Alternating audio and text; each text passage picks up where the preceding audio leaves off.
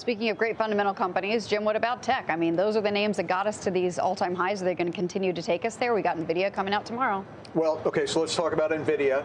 I want to give a hat tip to Josh, who's, the one I think of all of us who's been in it the longest, maybe you too, Jason. But look, the report is likely to be very good tomorrow. There's no reason to think it will be otherwise when you look at what the hyperscalers are talking about, CapEx, and basically every news item is people can't get enough of the chips. As far as the short-term price action, I would say really don't pay attention to it. A lot of this has to do with short-dated options that are people putting on to play the pop, presumably after earnings happen, and then they sell the calls, and that makes the stock go down. So don't be worried about the short-term action. Regarding tech in general, I think for the same reasons that we've all been talking about earlier in the show, people are going to be loath to sell these going into year end. Again, you don't want to take a taxable gain, and if you're indexed or in some way benchmarked, you're not going to want to take the risk of falling behind the benchmark. By the way, and I just want to tie this into what Josh was saying a second ago, when you talk about bottom fishing and why it's really a bad idea right now, is because the opposite of what I just said applies. The things that have gotten decimated this year are likely to be tax loss candidates. They're likely to get bear mauled in December. That's not where you want to be shopping right now.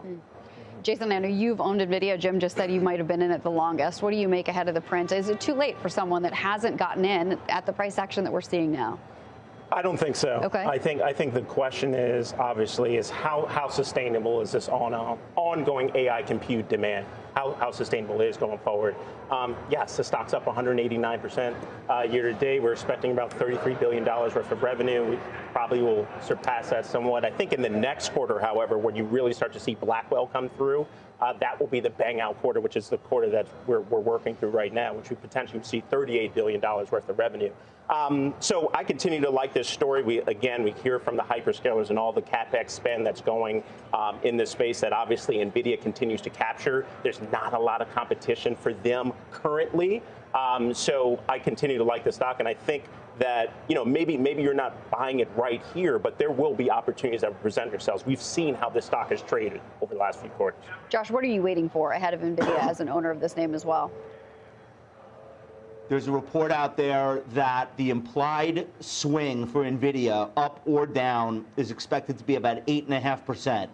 That's in line with the average swing that we've seen over the last 12 quarters, but the company is much bigger than it's ever been. It's $3.5 trillion. So a swing of that magnitude is almost $300 billion, which is more than almost every publicly traded company's market cap.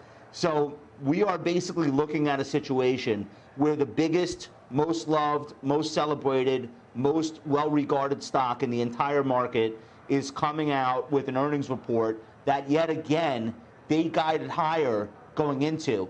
Analysts are now looking for $33.28 billion, which was a guide up from last quarter, 70 cents in earnings per share. That equates to 84% year-over-year revenue growth and 89% earnings per share growth. So my comment here would be, yes, we all hope for the best, but let's all be very honest with each other. A company at $33 billion in revenue, being able to do 84% growth on that, and then telling you they're going to do it again next time is very low.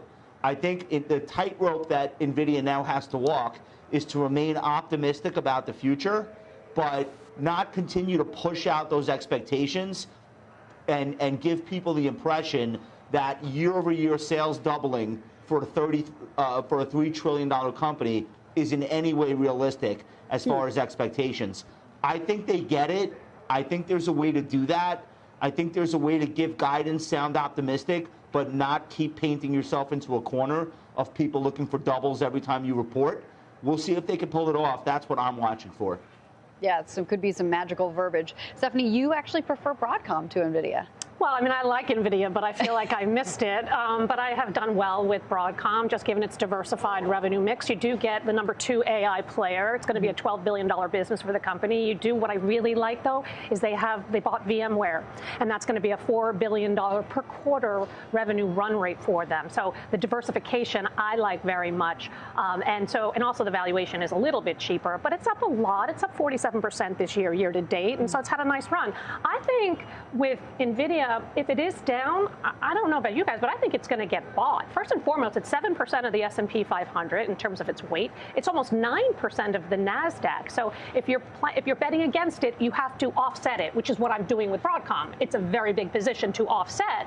However, this is a company that has a whole new product cycle story that hasn't even begun next year. And we all know that the hyperscalers are spending tons and tons of money, about 41% rise this year alone and a 17% rise next year. And so that's real tailwinds for the company. So I'm sad I don't own it, but I'm happy I own Broadcom. And I think Lam Research is also an AI play that hasn't had the respect. And I do think that will play catch up in 2025. There doesn't have to be just one winner, of course. It's good to talk about several. That's right. Well, I have a ton of industrials that also are benefiting from AI, too. So I definitely have AI exposure. Yeah, absolutely.